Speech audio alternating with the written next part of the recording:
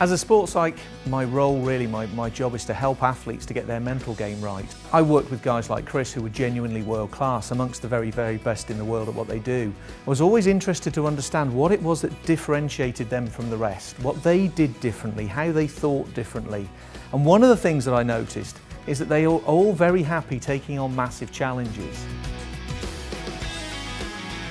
Growing a business is a considerable challenge, there's no doubt about that. In fact, I don't think they're a challenge, I see them as a series of challenges. And the other interesting thing is they're a series of ever-changing challenges. As you go through the growth curve, the challenges change. The session that we've done this morning really is hearing firsthand from people who've, not from a business perspective, but from a sporting perspective, have actually achieved something that they really set out to achieve. So the theme's about high growth and how do you achieve high growth. We sometimes use sentences like, I can't do it, but that's not the true end to the sentence. The true end is, I can't do it yet. That's the way that world-class performers view their challenges.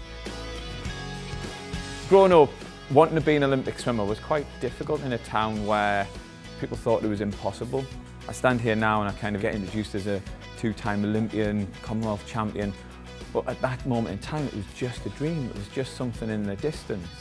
Probably the one point I've taken most from today is in relation to having a clear dream or a clear goal of what I want to achieve, and that's not necessarily a financial number, it's more about what we're trying to achieve within the business rather than the end goal. I had the mentality of just work harder. I'm sure you've faced that before, where you think just work harder, and that wasn't the answer.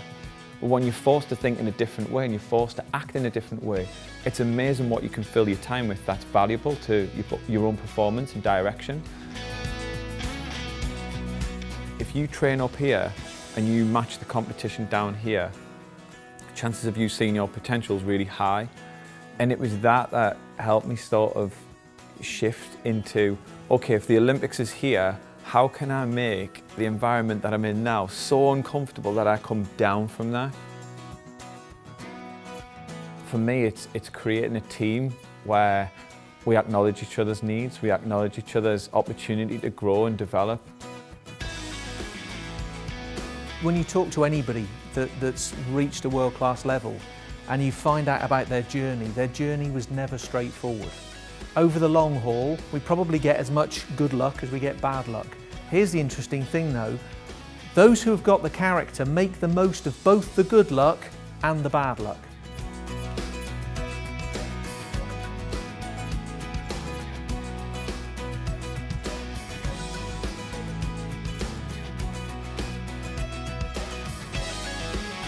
I'm relatively new to this. This is my only third event and I've found it really useful. I do a lot of networking within my industry sector, but actually I get as much value networking just within the local business community from people who work in all sorts of different sectors. One minute you're talking to somebody who's relatively new into running a business and the next minute you're talking to somebody who's running a multi-million-pound business, so you hear completely different perspectives from people from different backgrounds, and that's really valuable.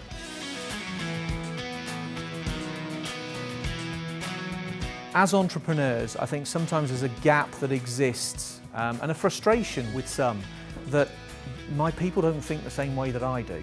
Either you leave that as a frustration or you start to develop these characteristics in your people. Start finding ways to set the challenges, start finding a way to create a journey like Chris experienced, from going from a place where you haven't got a champion mindset to one where you have got a champion mindset. There you go, there's the formula. That's pretty simple. Not easy, simple and easy are never the same thing, but it's simple stuff.